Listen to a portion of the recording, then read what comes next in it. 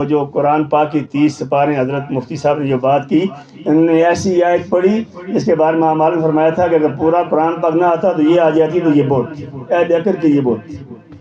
اتنی بڑی باتیں اس میں کی گئی ہیں، ساری زندگی چھوڑ۔ میں آپ کو، انہوں نے 4 باتیں بتائی، میں آپ کو 3 باتیں بتا دوں، ایک اور کم کر دیتا ہوں۔ قیامت والے دن ہر شخص کو 3 بیریئر، 3 چیک پوسٹوں کے اوپر سے گزارا جائے۔ چیک پوسٹیں سمجھتے ہیں نا سر؟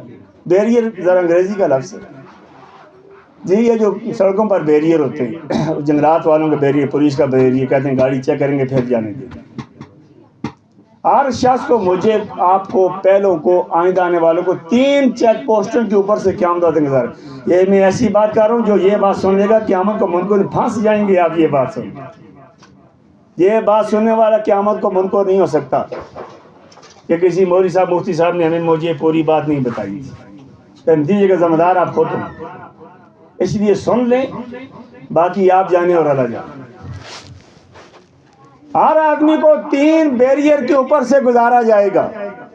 پہلے بیریئر پر اس وقت میں اور آپ پہنچیں گے، صرف ایک سوال ہمارے اوپر کیا جائے گا، واحد سوال۔ اس سے فیصلہ ہوگا کہ میں بیریئر نمبر 2 پر جانے کے قابل ہوں یا ادھر سے اٹھا کر دوزخ میں پھینک دیا جاؤں۔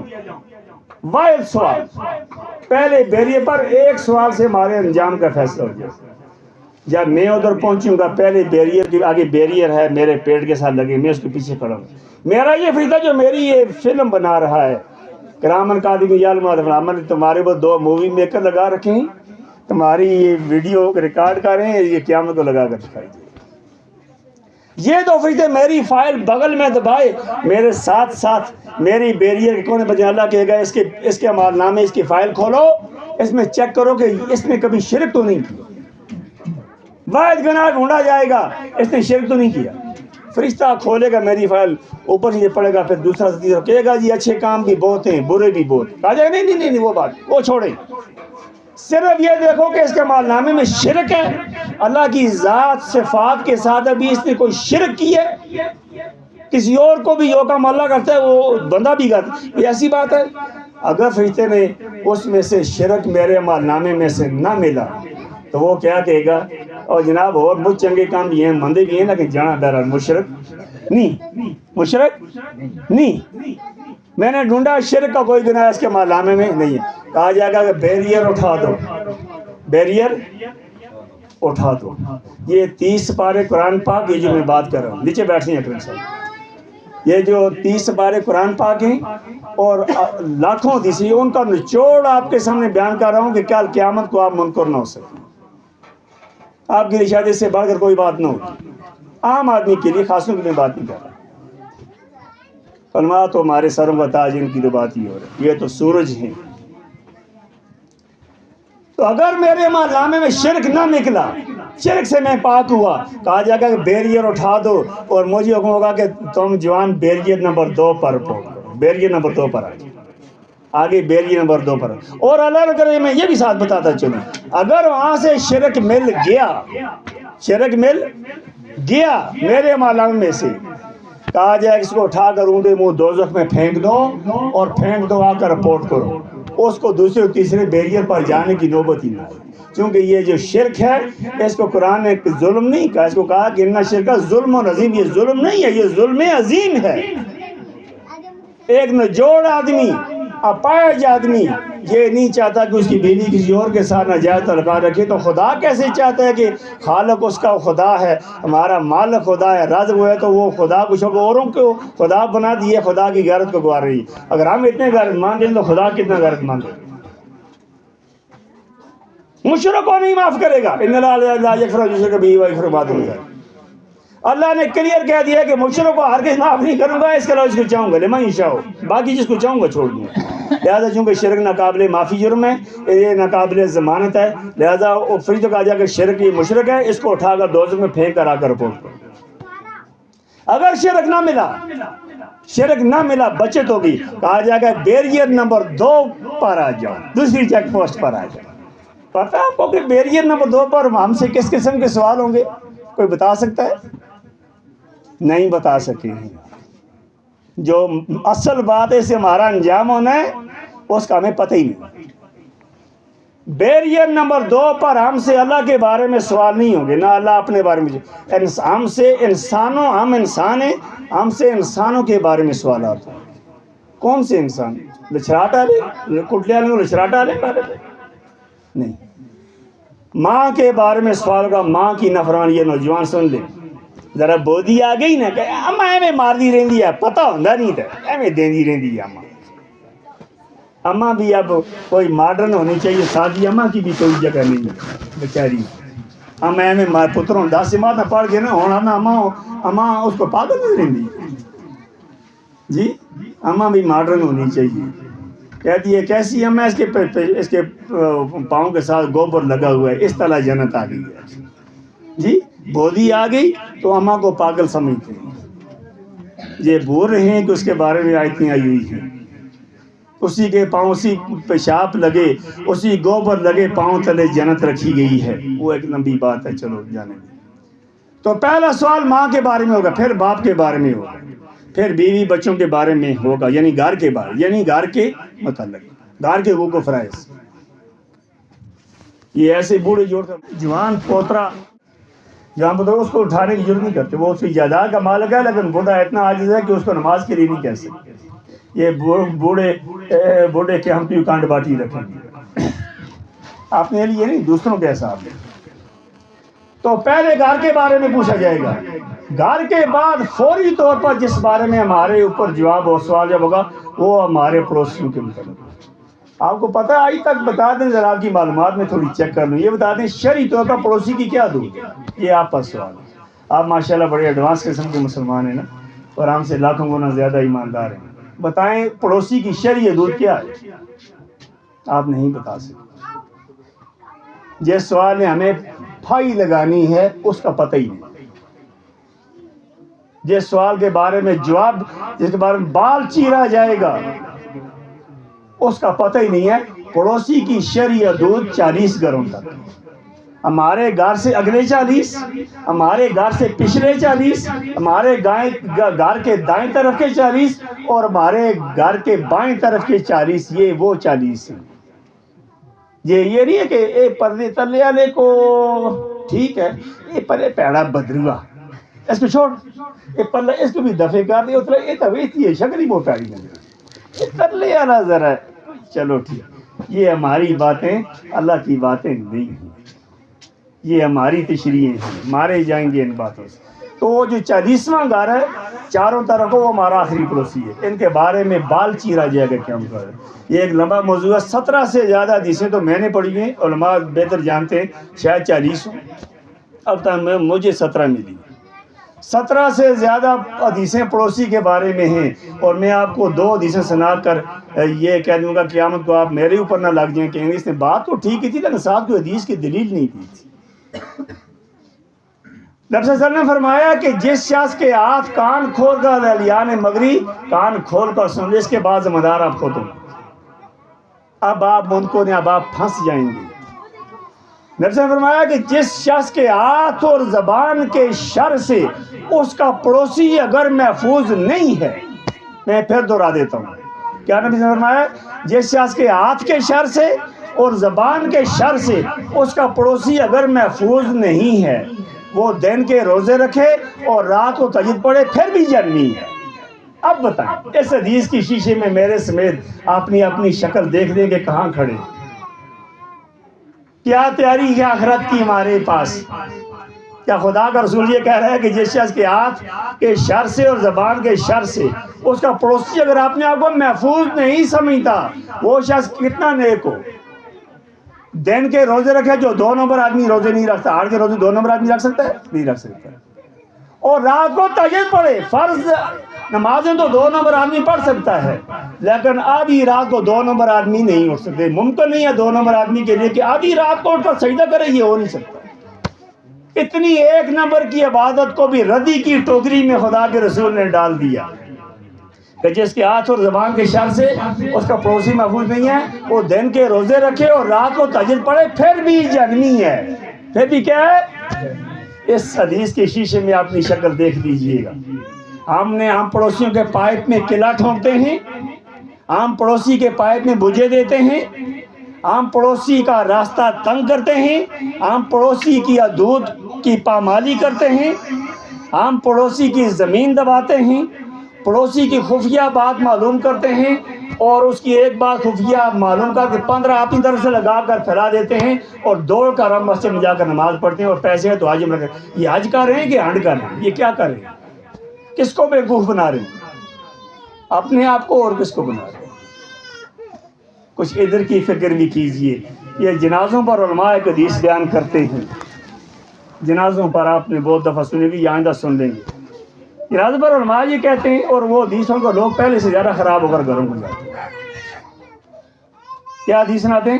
وہ جی نبی صلی اللہ علیہ وسلم فرمایا جی جس شخص مرے ہوئے ایک شخص کے پیچھے 40 مسلمان یہ کہہ دیں کہ یہ اچھا انسان تھا، اللہ تعالیٰ ان 40 کی وہ گواہی کو گواہ بنا کر اس بندے کو بخش دیتا ہے. یہ درست ہے. یہ حدیث جو سناتے ہیں ایک نقطے کی بھی اوپر نیچے نہیں کرتے ہمارے.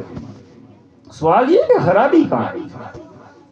یہ حدیث سن کر لوگ خراب ہو کر کیوں گھروں میں جاتے ہیں؟ لوگ پھر لوگ ہوتے ہیں نا، عوام مکالا نام عوام چوکھر ہوتے ہیں. عام آدمی تو پھر عام آدمی ہوتا ہے. یہ حدیث سنا کر ادھر ہی چھوڑ دیتے ہیں. لوگ پھر آپ ہی نشریے نکالتے ہیں. لوگ کہتے ہیں وہ گالی ختم، میں منڈ رہنا، کڑیاں رہنا، ایکل پنے رہنا، یہ سڑکوں تو میں مریا تو 400 تو کام تو ہونے لگے تھے انہوں نے 40 ناک سے رکھوں میں چنگا آدمی ایسا لوڑ ہی نہیں اور کر دیا کی. وہ آپ ہی نشریے نکالتا ہے. بندہ خدا یہ کوئی 40 نہیں ہے. 40 کی حدیث تو درست ہے، 40 کی حدیث تو درست ہے. وہ حدیث کیسے کوئی کسی کی شکل ہے کہ غلط آئیں گے؟ یہ کوئی 40 نہیں ہے جو حدیث میں. یہ اس کے 40 پڑوسی ہیں. اب میں کڑیاں رہتا ہوں، ادھر تو میں لوگوں کے پائپ میں کیلے ٹھوں، ادھر تو میں ان کی سڑکیں تنگ کروں، ادھر تو میں مرغی آنے پر گالی نکالوں، بکری ادھر سے گزرے میرے سامنے سے میں ان کی ماں دادی نکالوں، اور جناب جدھر میں نے نوکری کی ہے جین میں، پنجگرام میں، چھیارہ میں، فلاں، اور کہ ضیاء صاحب تو فرشتہ، اللہ ضیاء صاحب کی جگہ دی ہے. مجھے بتاؤ کڑیاں والے کہیں بڑا لانتی ہے اور بڑا کنجر ہے، لوگوں کو لڑاتا ہے اور پائپوں میں گلے ٹھونکتا ہے. وہ کہیں کدو ظالمہ کو جان کھٹ سی ہو، کدو دفی ہو سی دنیا تو جان کھٹ سی ہو، کہتے کتھا کہڑے پہ گلا ٹھنڈا ہے، کہتے کس طرح راہ سوڑا کر رہا ہے. وہ تو مجھ سے تانگ ہوں اور 50 میل دور کے زیادہ سے فرشتے. مجھے بتائیں اللہ کس کے کہنے پر فیصلہ کرے گا؟ آپ بتائیں. اور 50 میل دور والوں کو یا وہ جدھر میں رہتا ہوں ان کے کہنے؟ تو میرے سمیت اپنے گربان میں جان کیے گا. اگر کوئی اپنے آپ کو مومن پتہ کر رہا ہے کہ میں مومن ہوں کہ نہیں، وہ پتہ کرے کہ اس کے پڑوسی پیٹھ پیچھے، منہ تک لوگ وہ بھی مار چھوڑ دیں، پیٹھ پیچھے ہمارے پڑوسی ہمارے بارے میں کیا رائے رکھتے ہیں، اس پر فیصلہ. ہم وہی ہیں جو پیٹھ پیچھے کہا جائے. ہماری اصلیت وہی ہے.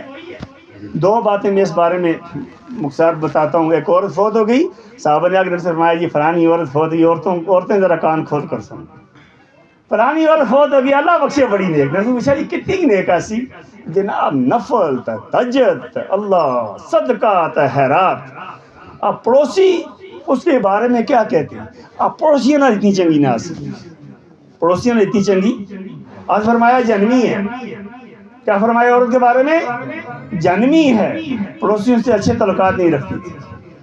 ایک اور عورت کا کچھ عرصے کے بعد کسی نے تذکرہ کیا جی فلانی عورت فوت ہو گئی، اللہ بخشا بہت چنگی ہے. میں کتنی اچھی تھی، کیا اچھائی تھی؟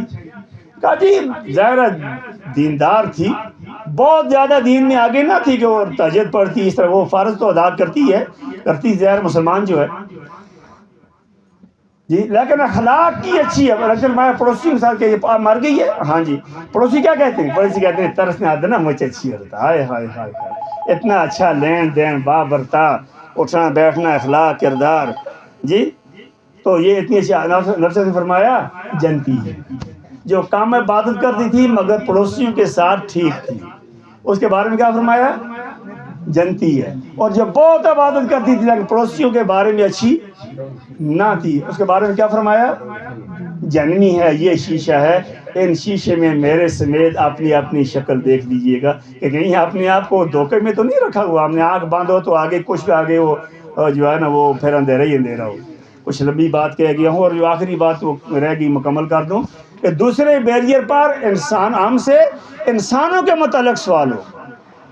یہ 40 پڑوسی اگلی طرف کی 40 پڑوسیوں کے ساتھ دے کر پیٹھ پیچھے والے شادیوں کا، پھر دائیں طرف کے، پھر بائیں طرف کے، پھر دیگر رشتے دار، پھر جن کے ساتھ ہم ڈیوٹی کرتے رہے، کام کرتے رہے، 6 گھنٹے کٹے رہے، 8 گھنٹے کٹے رہے، پھر ان کے بارے میں ہم جب۔ اور ایک آخری بات جو میں کہتا ہوں اس بارے میں، وہ یہ ہے کہ قیامت کو بھی لطیفے ہو، قیامت کو ایسی باتیں بھی آگے آئیں گی جو کسی نے لوگ قیامت کو جا کر پہلی دفعہ یہ بات کہی، یہ بھی ہے، یہ تو مجھے کسی مولوی مفتی نے، کسی استاد نے یہ بات نہیں دی، یہ تو پہلی دفعہ یہ بات سن رہا ہوں۔ ایک ہی کہا کہا جائے گا تم سڑک پر کھڑے تھے، تم نے گاڑی کو راستہ دی، ہاتھ دیا، ہاں جی دیتا جی، تم گاڑی میں بیٹھ گئے جی، ٹھیک ہے جی بیٹھا حسن جی، اس سیٹ 2 کی سیٹ پر ایک بندہ پہلے سے بیٹھا ہوا تھا، ہاں جی بیٹھا تھا حسن جی، ٹھیک ہے جی، تم ہی نال بہ گئی، ٹھیک ہے جی بہ گئی، تم 10 منٹ کے سفر کے بعد اتر گئے تھے، ٹھیک ہے جناب یہی گل ہے، تم نے ان 10 منٹ میں ایک سگریٹ پیا تھا،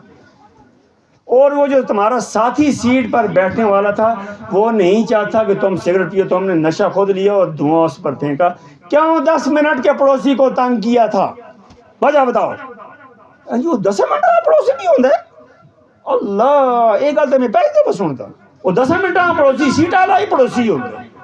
اگر سیٹ 10 منٹ کے سفر والا پڑوسی ہے، اس کے بارے میں پتہ نہیں کتنی 100 نیکیاں دے کر چٹی جان چھڑانی پڑے گی، جو مستقل نسل در نسل ہمارے پڑوسی ہیں ان کو ہم ترمبڑ دیں آئے وقت، ان کو گالیاں نکالیں، مورچہ بند لڑائی کریں ان کے ساتھ، پہلے گالیاں سوٹے، پھر گالیاں، پھر پستول نکالیں اور کہیں جنت میں چلے جائیں گے۔ کس نے ہمیں یہ بیوقوف بنائے؟ یہ کیا کرے؟ کس نے ہمیں یہ سبق پڑھا دیا ہے اس طرح جنت ملتی ہے، اس طرح جنت نہیں ملتی؟ فکر کیجئے، اپنی فکر کیجئے۔ تو دوسرے گیٹ پر بیری پر کس کے بارے میں سوال جواب ہوگا؟ انسانوں سے، انسانوں کے متعلق۔ ادھر کے بارے میں یہ لمبی بات کو میں بچنا چاہتا ہوں، مجھے احساس ہے کہ بعد وقت زیادہ ہو گیا۔ یہ دوسرے بیریئر کے بارے میں خدا کے رسول صلی اللہ علیہ وسلم نے ایک دفعہ صحابہ کے بڑے اجتماع سے پوچھا تھا، کوئی تھا کہ مفلس کون ہے؟ صحابہ نے یہ جس کو ٹکڑا نہ تھندا ہوا، پیسے نہ ہوا، غریب ہوا ہے۔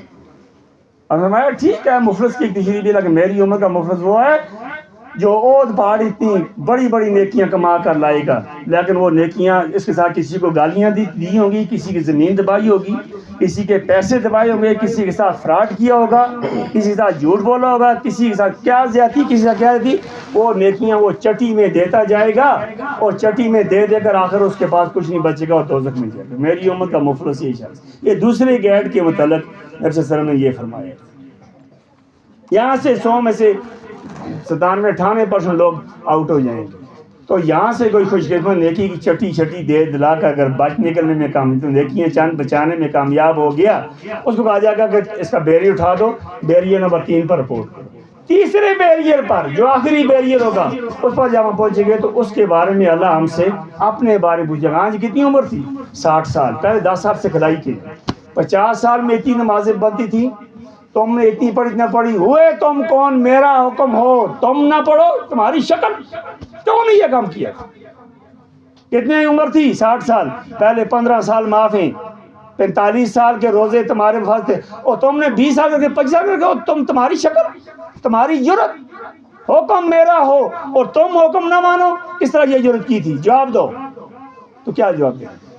ہاں وہ جو ریاض کی بات ہے کہ وہ یفر ما دون ذالک لمن یشاء، جس کو چاہوں گا چھوڑ دوں گا، وہ تیسرے بیریئر پر ہے ریاض۔ یاد رکھنا اہل منگراں، یہ مگری دوسرے بیریئر پر ریاض نہیں ہے، ریاض تیسرے بیریئر پر۔ یہ بھی ہو سکتا ہے کہ کتنے پرسنٹیج تو اللہ کے علاوہ کوئی نہیں جانتا، تیسرے بیریئر پر پہنچ چکے کہ ہاں جی مشرک بھی نہیں، پہلے کہ بیریئر تو پاس ہو گئے، ہاں جی پاس ہو گئے اللہ فضل اللہ، دوسرے بیریئر پر سے بھی پاس ہو گئے، اس کا مطلب ہے کہ انسانوں کے ساتھ بھی تم ٹھیک رہے، وہ تھوڑی بہت چٹی دی، پاس ہو گئے، اور جاؤ یار جاؤ، تیسرے پہنچ گئے، جاؤ جنت میں، سوال ہی نہ ہو۔ یہ لمن یشاء یار کے ساتھ یہ نہیں ہو، جس کو چاہے۔ یہ ریاض تیسرے بیریئر پر ہے، پہلے 2 پر کوئی ریاض نہیں ہے۔ مجھے افسوس ہے کہ میں زیادہ بات کہہ گیا ہوں اپنے ٹائم سے، لیکن مجبوری ہے کہ پھر یہ بڑے سخت باتیں ہوتی ہیں، جس کو علم کی بات کا پتہ ہوا اور اس نے نہ بتائی تو قیامت اس کے منہ میں آگ کی لگام دی جائے۔ ادھر سے بھی مرتے ہیں نا، ادھر سے بھی ڈرتے ہیں کہ آپ کی آگ میں نہ مارے جائیں۔ تو یہ علماء کی ذمہ داری ہے. میں تو علماء سمیت کچھ بھی نہیں ہوں. ویسے ہی کوئی مجھے دھوکے سے کوئی سمجھ جائے تو یہ اس کا اپنا معاملہ ہے. بس کلمہ گو مسلمان ہوں. دعا کریں کہ اللہ جو کچھ کہا اللہ تعالیٰ اس پر ہم سب کو عمل کریں گے تو تبدیلی آئے گی, ورنہ تو ہم اپنے گلے میں پھائی کس رہے, خالی علم ہی سیکھ رہے تو پھائی کس رہے. تو اللہ تعالیٰ ہمیں عمل کرنے کی توفیق عطا فرمائے. بلانے والوں کا اور صاحب خانہ کا میں عزت شکر گزار ہوں. اللہ تعالیٰ ان کے ایمان میں, عمل میں اور اجر میں کروڑوں گنا اضافہ فرمائے کہ انہوں نے ہم کو سب کو بلایا اور اتنی اچھی محفل سجائی. اللہ تعالیٰ کے عمل میں اضافہ. جزاک اللہ ما توفیق اللہ.